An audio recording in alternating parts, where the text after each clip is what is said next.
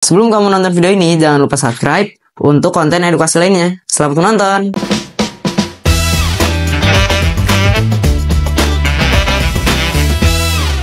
Maka ada tips nggak untuk mengatur waktu agar tetap produktif ketika di dalam organisasi? Tips gimana caranya kita produktif dalam organisasi adalah maksudnya kalian membagi waktu antara sekolah dengan organisasi. Benar banget. Caranya adalah ya gini, kalian harus bikin skala prioritas, teman-teman. Kalian harus bikin skala prioritas. Kira-kira nih yang di organisasi itu apa sih yang bisa kita lakuin? Apa yang lagi kita lakuin? Misalkan kalian lagi punya acara yang akan datang, misalkan Galaksi.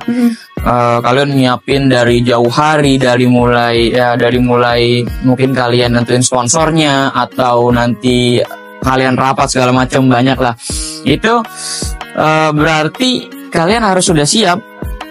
Ibaratnya diambillah waktu belajar kalian harus siap untuk disibukkan dengan rapat atau bahas ini itu. Dan kalau dibilang sulit dan sibuk, ya memang organisasi kayak gitu. Nanti kalian bakalan ketemu sendiri di SMA. Betul. Yang lebih sibuk, lebih ruwet lagi, itu pasti ada.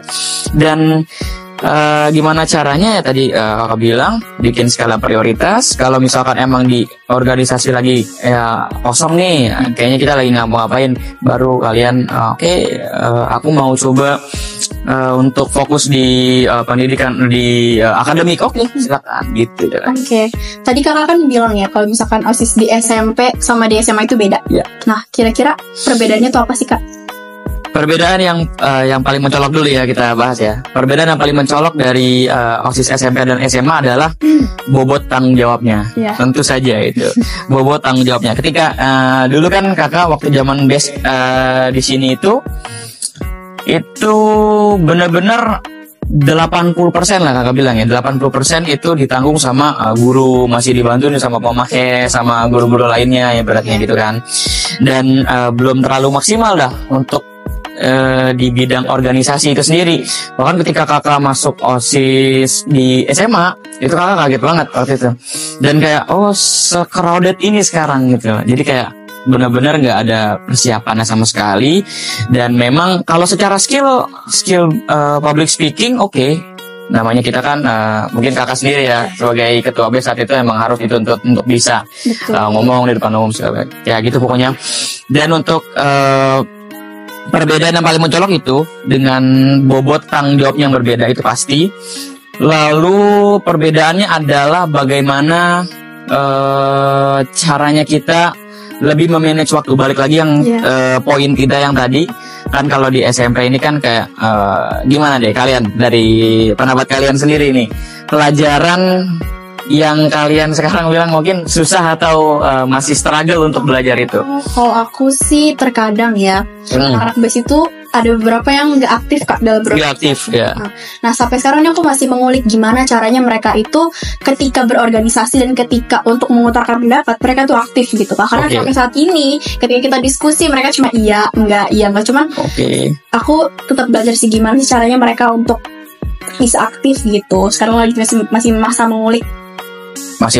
Ya. Terus kalau di bidang akademik, kira-kira kalian tuh yang lebih bikin kalian ibaratnya dalam tanda kutip nggak bisa tidur nyenyak itu apa?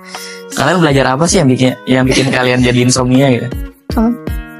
Ini sih susah berkomunikasinya karena mungkin banyak yang nggak jawab grup, terus ada yang slow respon atau beda kelas, jadi susah kan berkomunikasinya. Kalau aku sih masih aman Kak. Masih aman. Berarti nggak ada sama sekali hal yang memberatkan. Kalau dibilang memberatkan sih banyak Kak yang memberatkan. Cuman kalau untuk akademik, aku sampai sekarang masih alhamdulillah untuk manage waktunya masih bagus. Jadi ketika aku dijatuhkan sih, ketika aku menghadapi dua masalah, misalkan kayak ada OSIS nih dan ada apa namanya, ada ujian juga, misalkan ada asesmen harian. Itu aku biasanya kalau misalkan lagi ada tugas dari guru, aku kasih ke anak-anak yang lain yang lagi nggak ulangan. Jadi aku masih bisa belajar dengan baik tanpa tanpa menurunkan nilai yang ada di akademik gitu sih, Kak. Iya, maksud kakak seperti itu. Jadi gimana caranya kita membagi waktu lah. Dan koordinasi sih, Kak. Betul, koordinasi itu perlu. Dan kalian juga jangan sebagai ini. Bentar, Cantika sendiri nih coba di BES ini jabatannya sebagai apa? Wakil ketua BES. Wakil ketua BES. Nah betul. Nah kalian kan berarti kan bisa bilang BPH ya. Betul. Badan Pengurus Harian. OSIS inti lah. Dan ibaratnya kalau nggak ada kalian tuh OSIS ya nggak lengkap itu, karena kan ya kalian sebagai ketua atau wakilnya itu kepala dari organisasi ini kan. Dan ya karena itu makanya gimana caranya kita harus bisa memanage waktu dan koordinasi dengan yang lain. Betul, itu seperti itu. Dan ya pokoknya perlu kalian coba latih dari sekarang.